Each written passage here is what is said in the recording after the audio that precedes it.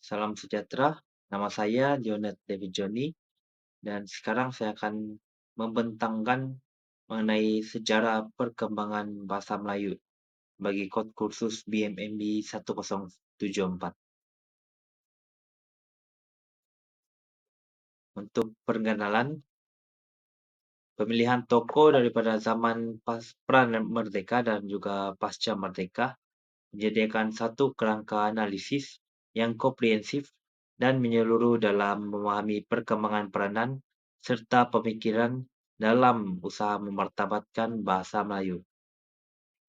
Zaman pra-merdeka merujuk kepada zaman sebelum Malaysia mencapai kemerdekaan pada tahun 1957, di mana bahasa Melayu berdepan dengan pelbagai cabaran, termasuk dominasi bahasa penjajah dan pengaruh bahasa lain dalam masyarakat pelbagai kaum. Pada masa ini, tokoh-tokoh yang berjuang untuk memelihara dan mengangkat martabat bahasa Melayu memainkan peranan penting dalam membina kesedaran kebangsaan dan menanamkan semangat cinta terhadap bahasa serta budaya bangsa. Sebaliknya, zaman pasca merdeka menandakan fasa baru di mana bahasa Melayu diperkukuh sebagai bahasa rasmi dan bahasa kebangsaan yang menyatupadukan rakyat Malaysia yang berbilang kaum. Dalam tempoh ini, tokoh-tokoh yang berperanan tidak hanya berfokus kepada pelestarian bahasa, tetapi turut mengembangkan fungsi bahasa Melayu dalam bidang pendidikan, bahasa, tapi turut mengembangkan fungsi bahasa Melayu dalam bidang pendidikan dan juga pentadbiran, serta komunikasi formal dan antarabangsa. Pemikiran mereka berperanan besar dalam mempertingkatkan status bahasa Melayu agar sejajar dengan perkembangan globalisasi dan kepelbagaian kaum. Melalui perbandingan peranan dan pemikiran antara dua tokoh yang mewakili era berbeza ini, analisis dapat menjelaskan bagaimana cabaran dan objektif memartabatkan bahasa Melayu telah berubah mengikut konteks sejarah dan sosial. Ini sekaligus menonjolkan sumbangan unik setiap tokoh dalam membentuk identiti, bahasa kebangsaan serta memperkukuh perpaduan masyarakat. Kajian ini juga memberi peluang untuk menilai keberkesanan pendekatan yang diambil kedua-dua zaman bagi menghadapi cabaran yang berlainan dalam usaha memartabatkan bahasa Melayu ini. Sekarang saya akan membentangkan mengenai tokoh-tokoh sejarah yang saya pilih bagi dua zaman yang berbeza, yaitu bagi zaman pra-merdeka, saya memilih Oman Theodor Dusek atau yang lebih kita kenali sebagai Oti Dusek. Beliau bertugas sebagai guru di Sekolah Tinggi Melaka pada tahun 1912 dan seterusnya sebagai pengetua pertama Sultan Idris Training College yaitu STIC pada tahun 1922. Oti Dusek amat berjasa dalam memperkasa pendidikan dan bahasa Melayu antaranya dengan menubuhkan pejabat karang-mengarang bersama Sabah dan menghasilkan lebih 20 karya berkaitan pembelajaran serta pengajaran bahasa Melayu untuk sekolah-sekolah di tanah Melayu. Dan seterusnya, yaitu bagi zaman pasca merdeka, yaitu selepas kemerdekaan, saya memilih tokoh sejarah yang bernama Asma Haji Omar. Beliau merupakan wanita Melayu yang pertama memperoleh ijazah PhD dalam bidang linguistik, dan merupakan lulusan University London, serta pernah menjadi pensyarah dan pemimpin akademik di Universiti Malaya dan Universiti Pendidikan Sultan Idris. Semangat beliau sangat besar dalam kajian bahasa Melayu, linguistik, dan bahasa pribumi di Sabah dan Sarawak. serta penerbitan puluhan buku rujukan penting dalam bidang bahasa dan perancangan bahasa Melayu di Malaysia. Seterusnya, kita akan membincangkan mengenai latar belakang tokoh sejarah pasca merdeka, yaitu Oman Theodor Dusek, ataupun yang lebih kita kenali sebagai Oti Dusek. Beliau dilahirkan pada 16 November 1986 di Surrey, London, England, maafkan saya, dan memiliki keturunan Jerman. Beliau menerima pendidikan tinggi di University of London dan memulakan kerjanya sebagai seorang guru di Ealing Grammar School di London, di England. Pada tahun 1918, beliau berkhidmat sebagai pembantu guru di Sekolah Tinggi Melaka, dan seterusnya dilantik sebagai pengetua Kolej Melayu Melaka pada tahun 1914. Pencapaian paling penting dalam kerjanya ialah apabila beliau diangkat sebagai pengetua pertama Sultan Idris Training College, yaitu STIC, pada tahun 1922. Sebuah institusi penting yang menghasilkan guru-guru Melayu berpendidikan. Sebagai pendidik dan penulis, O.T. Dusek banyak menyumbang kepada perkembangan pendidikan dan bahasa Melayu dengan menubuhkan pejabat karang mengarang bersama tokoh yang tidak lain tidak bukan yaitu Zabak, serta menjadi Practical Modern Malay. Seperti Practical Modern Malay, maafkan saya, dan juga kitab hisab dan buku-buku geometri dan hisab, serta beliau juga dikenali karena semangatnya menolak penjajahan budaya yang boleh merendahkan maruah dan bahasa Melayu, serta berusaha memperkukuh keyakinan dan identiti orang Melayu melalui pendidikan dan bahasa pada zaman pra-merdeka. Selain itu, Oti Dusek juga menerima anugerah Order of British, yaitu sebuah British Empire, dan juga Order of Saint Michael dan Saint George, itu sebagai pengiktirafannya terhadap sumbangannya dalam bidang bahasa ini. Sekarang adalah mengenai peranan dan pemikiran tokoh sejarah pra-merdeka, yaitu Oti Dusek.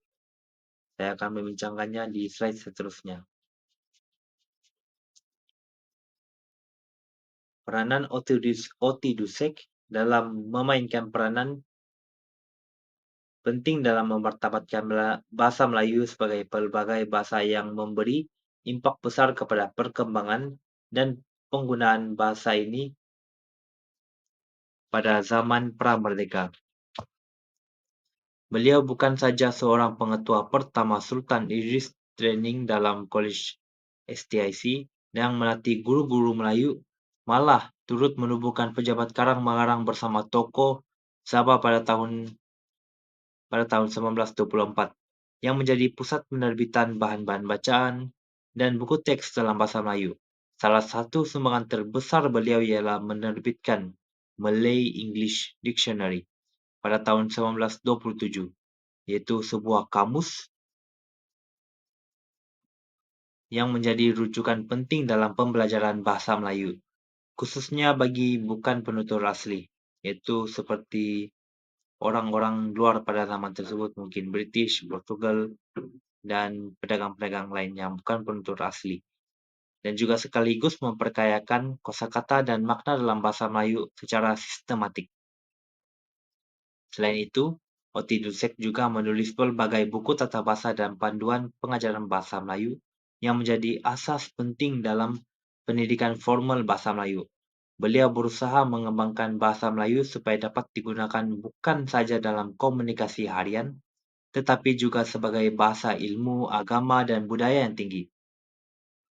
Selain itu, beliau menerjemahkan kitab Bible ke dalam bahasa Melayu, memperlihatkan kemampuan bahasa ini untuk digunakan dalam konteks keagamaan dan intelektual.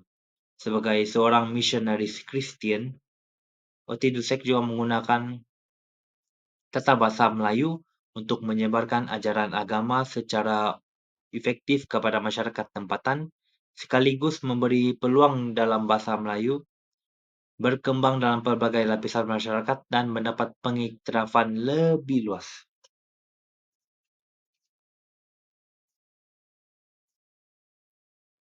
Berikut merupakan buku karya ilmiah, saya akan terangkannya. Karya ilmiah Oti Dusek memberi sumbangan besar dalam memartabatkan bahasa Melayu pada zaman penjajahan melalui penerbitan buku rujukan, terjemahan teks, dan juga penulisan kajian linguistik. Salah satu karya terkemukanya yaitu A Malay English Dictionary yang dibuat pada 1927 yang menjadi rujukan dalam perkataan-perkataan Melayu, serta menyediakan definisi yang jelas dan sistematik. Untuk pembelajaran bahasa Melayu khususnya bagi bukan penutur asli. Selain itu, beliau juga menulis beberapa buku tata bahasa dan panduan pengajaran seperti kitab pelita mengarang serta buku-buku lain yang digunakan di sekolah-sekolah Melayu pada waktu itu. Oti Dusek juga turut menterjemah teks agama Kristen, antaranya kitab Bible ke dalam bahasa Melayu, sekaligus memperlihatkan potensi bebas Melayu sebagai bahasa keilmuan dan juga keagamaan. Beliau juga menulis bahan-bahan pengajaran yang memperkukuhkan struktur dan penggunaan bahasa Melayu dalam bidang pendidikan formal dan pentadbiran. Karyanya memperkenalkan banyak istilah baru yang berkaitan dengan ilmu, agama, dan budaya, memperlihatkan kebolehan bahasa Melayu untuk berdiri setaraf dengan bahasa-bahasa ilmu yang lain. Melalui sumbangan intelektual ini, Oti Dusek juga berjaya meletakkan asas untuk perkembangan bahasa Melayu sebagai bahasa pendidikan dan komunikasi ilmiah pada masa hadapan. Sekarang adalah mengenai pemikiran seorang tokoh Oti Dusek, yang adalah seorang tokoh penting dalam sejarah perkembangan bahasa Melayu, yang memiliki pemikiran progresif terhadap potensi bahasa ini sebagai bahasa ilmu, budaya, dan agama. Salah satu pemikiran utama beliau ialah keyakinan bahwa bahasa Melayu berupaya menjadi bahasa pengantar dalam sistem pendidikan dan mampu digunakan untuk menyampaikan pelbagai ilmu, termasuk agama, falsafah, serta sains. Justru itu, Oti Dusek juga menulis dan menerbitkan karya-karya linguistik seperti A Malay English Dictionary, buku tata bahasa dan bahan pengajaran untuk memperkukuhkan struktur dan penggunaan bahasa Melayu dalam konteks pendidikan formal dan komunikasi seharian. Selain penghasilan karya ilmiah, Oti Dusek juga berperanan besar sebagai penterjemah teks keagamaan ke dalam bahasa Melayu, terutamanya kitab Bible yang membuktikan nilai bahasa Melayu sebagai bahasa suci dan intelektual. Melalui terjemahan serta pengenalan istilah baru berkaitan agama dan ilmu pengetahuan, Oti Dusek menjelaskan fleksibilitas dan kebolehan bahasa Melayu untuk berkembang mengikut keperluan zaman. Beliau juga percaya bahwa bahasa Melayu dapat menjadi medium peneraju apabila digunakan masyarakat berbagai etnik di tanah Melayu dan kemampuannya berfungsi di peringkat antara bangsa apabila digunakan oleh pegawai, guru, dan juga peniaga asing untuk berinteraksi dengan masyarakat tempatan. Oti Dusek juga aktif membina bahan bacaan dan sistem penulisan formal, mendirikan pejabat karang-mengarang di SITC, yaitu bersama dengan Zaba, serta menjalankan pengajaran bahasa Melayu untuk masyarakat British dan pendatang asing.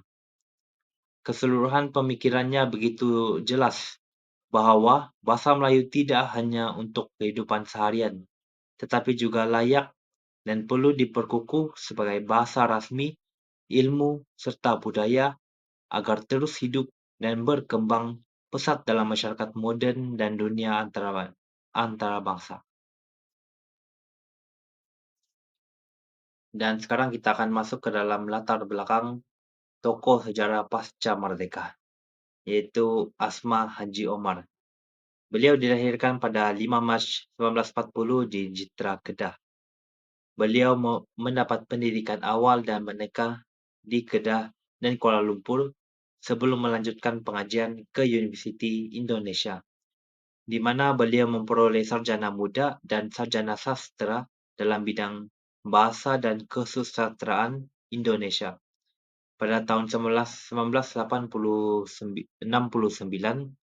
Asma Haji Omar melanjutkan pengajiannya hingga memperoleh ijazah Doktor Falsafah, yaitu PhD, dalam bidang linguistik dari University of London, menjadikannya wanita pertama yang mencapai tahap pendidikan tersebut dalam bidang linguistik.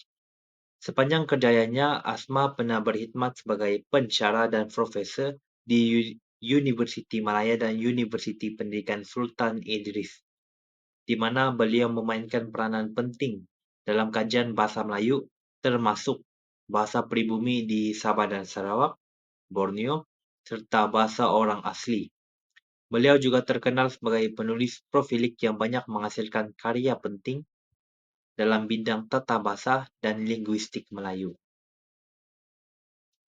Seterusnya, kita akan masuk ke dalam peranan dan pemikiran tokoh sejarah pasca merdeka, yaitu Asma Haji Omar.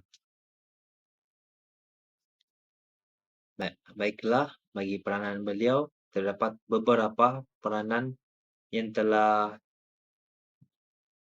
dihasilkan oleh Asma Haji Omar. Antaranya ialah menjadi ahli dan pengerusi jawatan kuasa dalam pembentukan dan pengubalan pedoman sistem ejaan bersama serta panduan penyusunan kamus istilah yang penting untuk standarisasi bahasa Melayu di Malaysia dan Indonesia.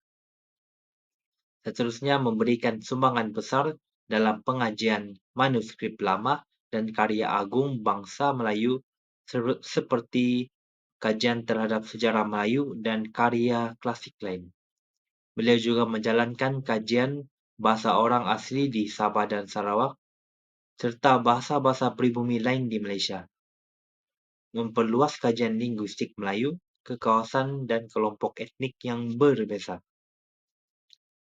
Menghasilkan lebih daripada 80 buah buku dan ratusan makalah yang menjadi rujukan utama dalam bidang tata bahasa, linguistik, dan perancangan bahasa Melayu moden. Berkhidmat di universiti terkemuka Malaysia seperti Universiti Malaya dan Universiti Pendidikan Sultan Idris, memimpin dan membimbing generasi baru ahli bahasa dan linguistik Melayu. Terlibat secara aktif dalam berbagai agensi bahasa dan jawatan kuasa penting yang membangun bahasa Melayu sebagai bahasa ilmu dan bahasa rasmi moden di Malaysia. Beliau juga dianugerahi gelaran Profesor Emeritus dan Doktor Persuratan dari Universiti Malaya seperti pengiktirafan atas jasa besar beliau dalam bidang linguistik dan kesarjanaan bahasa Melayu.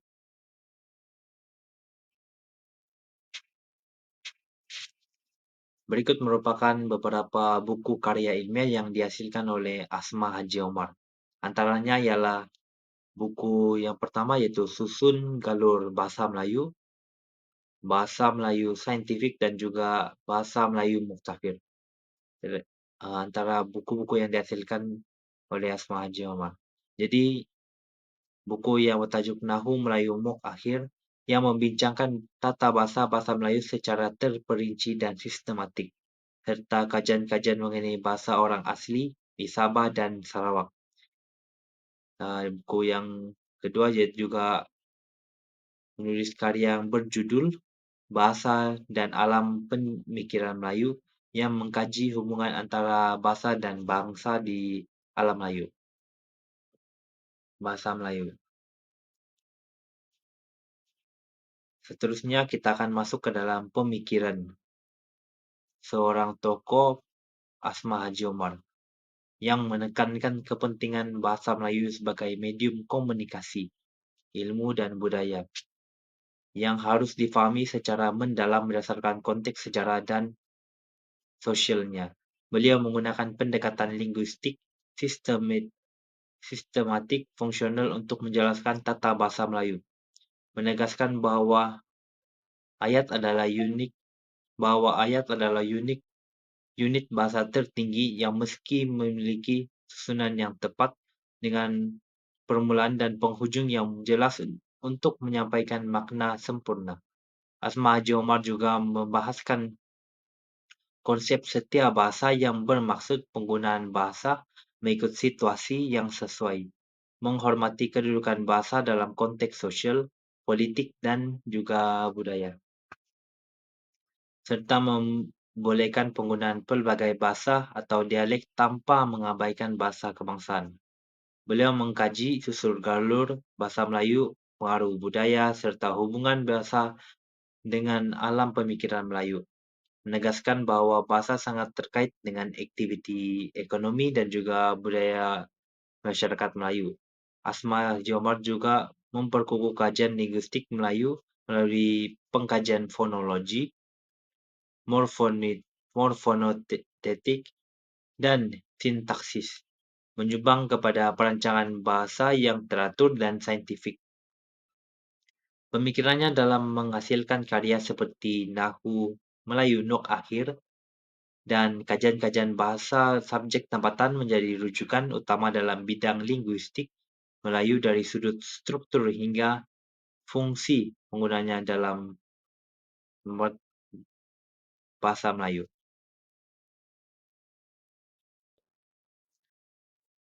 Sekarang kita akan masuk ke dalam perbandingan peranan bagi dua tokoh sejarah yaitu Oti Lusek dan juga Asma Haji Omar. Bagi perbezaan peranan antara kedua-dua tokoh tersebut, pertama ialah fokus kajian. Bagi Oti Lusek, beliau menekankan bahwa bahasa Melayu sebagai bahasa ilmu dan pendidikan pada era pra-merdeka yang penting untuk pengantar ilmu dan agama, serta menerapkan bahasa Melayu dalam pendidikan formal dan penerbitan kamus serta bahan bacaan. Manakala bagi Asma Haji Omar, beliau menekankan pendekatan linguistik modern dan sosiolinguistik, termasuk konsep setia bahasa, susun galur sejarah bahasa Melayu, serta hubungan bahasa Melayu dengan budaya dan masyarakat dalam konteks sosiopolitik pada masa kini. Seterusnya ialah pendekatan linguistik. Bagi Oti Dusek, beliau lebih memberi tumpuan kepada pembinaan bahan pengajaran praktikal dan penerbitan kamus, dwi bahasa serta tata bahasa sebagai alat pembelajaran. Manakala bagi Asma Haji Omar, beliau lebih menggunakan pendekatan linguistik sistematik fungsional yang menekankan fungsi dan konteks penggunaan bahasa, terutama nahu dan fonologi dalam momentum tata bahasa formal. Yang ketiga yaitu konteks pengurusan. Oti Lusek lebih berfokus pada pemartabatan bahasa Melayu di era pra-merdeka dan memperkukuh penggunaannya di kalangan guru dan pelajar Melayu. Manakala bagi Asma Haji Omar, beliau lebih berperanan di atas pengembangan bahasa Melayu sebagai bahasa ilmu dan rasmi dalam konteks Malaysia merdeka dan perkembangan linguistik serta kebudayaan semasa. Dan yang akhir sekali yaitu legasi. Bagi Oti Dusek, beliau lebih dikenang sebagai pionir bahasa Melayu dalam pendidikan dan penerbitan bahan rujukan di era penjajahan. Manakala bagi Asma Haji Omar, beliau lebih dikenang sebagai sarjana linguistik terkemuka yang memajukan kajian bahasa Melayu dengan teori linguistik moden dan perkembangan bahasa rasmi. Sekarang kita akan masuk ke dalam perbandingan pemikiran dua tokoh sejarah, yaitu Oti Dusek dan juga Asma Haji Omar. Tersebut merupakan perbezaan pemikiran antara kedua-dua tokoh sejarah tersebut. Yang pertama, yaitu fokus kajian. Jadi, Oti Dusek lebih menumpukan pada peranan bahasa Melayu sebagai medium pendidikan, agama, dan juga komunikasi pada zaman pra-merdeka, dengan menghasilkan kamus, buku tata bahasa, dan bahan pengajaran praktikal. Manakala bagi Asma Haji Omar, beliau lebih mengutamakan pendekatan linguistik moden dan sosiolinguistik, termasuk kajian sejarah bahasa, fungsi nahu, serta hubungan bahasa dengan budaya dan masyarakat dalam konteks politik dan sosial masa kini. Seterusnya yaitu pendekatan bahasa. Bagi Oti Dusek, sumbangan tata bahasa dan kamus praktikal untuk penggunaan dasar dalam pendidikan dan pembelajaran bahasa Melayu. Manakala bagi Asma Haji Omar, menggunakan teori sistematik fungsional, menekankan tata bahasa sebagai suatu sistem yang berfungsi dalam konteks tertentu dengan penekanan pada intonasi, penggunaan ayat, dan juga konteks sosial. Dan yang ketiga yaitu pandangan mengenai bahasa. Bagi Oti Dusek, beliau melihat bahasa Melayu sebagai alat untuk menyebarkan ilmu dan agama serta memperkukuh pendidikan formal. Manakala bagi Asma Haji Omar, beliau melihat bahasa Melayu sebagai lambang identitas bangsa dan juga alat pemersatu masyarakat Majmuk serta penting dalam pembentukan bahasa negara. Dan yang terakhir yaitu konteks penggunaan bahasa. Bagi Oti Dusek, beliau lebih fokus pada era penjajahan dengan tujuan mengukuhkan bahasa Melayu pada sekolah dan masyarakat Melayu. Untuk Asma Haji Omar pula, beliau lebih mengembangkan bahasa Melayu sebagai bahasa ilmu dan rasmi pada era kemerdekaan dan berusaha mengaitkan bahasa dengan memperkenalkan kebudayaan serta politik pada masa kini. Akhir sekali, yaitu sebagai penutup kita, kedua-dua tokoh penting tersebut yaitu Oti Dusek dan juga Asma Haji Omar telah berjasa besar dalam memartabatkan bahasa Melayu pada zaman dan konteks yang berbeza namun saling melengkapi. Bagi Oti Dusek sebagai pionir pada era pra-merdeka, menumpukan usaha kepada pengembangan bahasa Melayu sebagai bahasa pendidikan dan agama, menerbitkan kamus, buku tata bahasa, serta bahan pengajaran yang membantu memperkukuhkan penggunaan bahasa Melayu secara formal dan sistematik di tanah Melayu.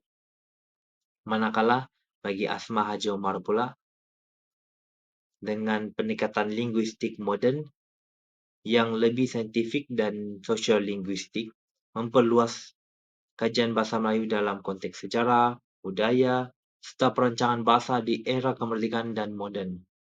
Menjadikan bahasa Melayu alat identiti kebangsaan, pengukuhan ilmu serta penyatuan masyarakat Majmuk di Malaysia.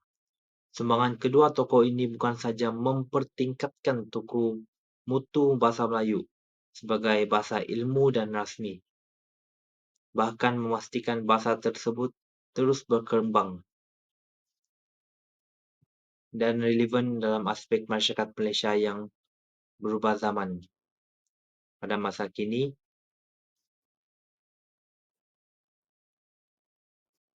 untuk itu sekian saja daripada saya untuk pembentangan mengenai dan persembahan untuk subjek sejarah perkembangan bahasa Melayu mengenai tokoh-tokoh pada zaman pra-merdeka dan juga pasca merdeka dalam memartabatkan bahasa Melayu. Sekian dan terima kasih.